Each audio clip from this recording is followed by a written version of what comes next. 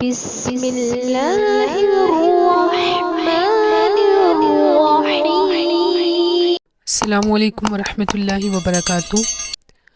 اگر آپ کو رزق میں تنگی ہے، کاروبار میں تنگی ہے، رزق میں برکت نہیں رہی، آپ کے کاروبار میں برکت نہیں رہی، آپ چاہتے ہیں کہ اللہ تعالیٰ آپ کے لیے رزق کے دروازے کھول دیں، غیب سے آپ کی مدد فرمائے، آپ کی جو بھی تنگ دستی ہے وہ اس کو ختم کر دیں اور آپ کے مال میں برکت عطا فرمائے، تو یہ وظیفہ کر لیجئے۔ انشاءاللہ اس کی برکت سے اللہ تعالیٰ آپ کے لیے رزق کے دروازے کھول دیں گے، آپ کی غیب سے مدد فرمائیں گے اور آپ کے کاروبار میں ترقی عطا فرمائیں گے۔ ویڈیو اچھی لگے تو اس کو لائک کیجیے گا اور شیئر کیجیے گا اپنے مسلمان بہن بھائیوں کے ساتھ، ثواب کی نیت سے، صدقہ جاریہ کی نیت سے۔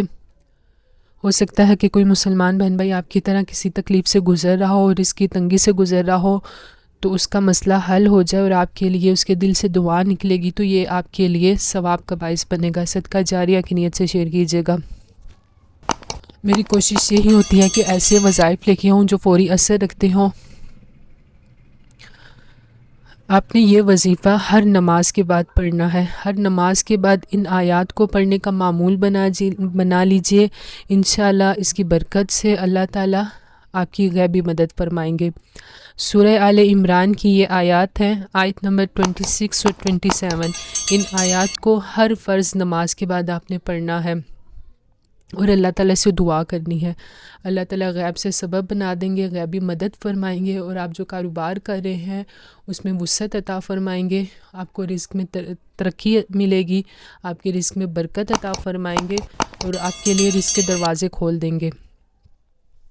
آیت پڑھ لیتے ہیں۔ بسم اللہ الرحمن الرحیم۔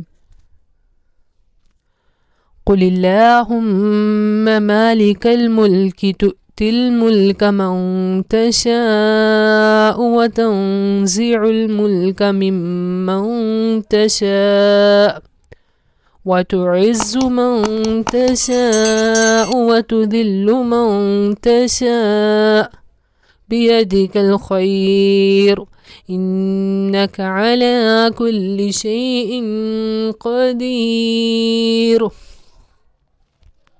تولج الليل في النهار وتولج النهار في الليل وتخرج الحي من الميت وتخرج الميت من الحي وترزق من تشاء بغير حساب۔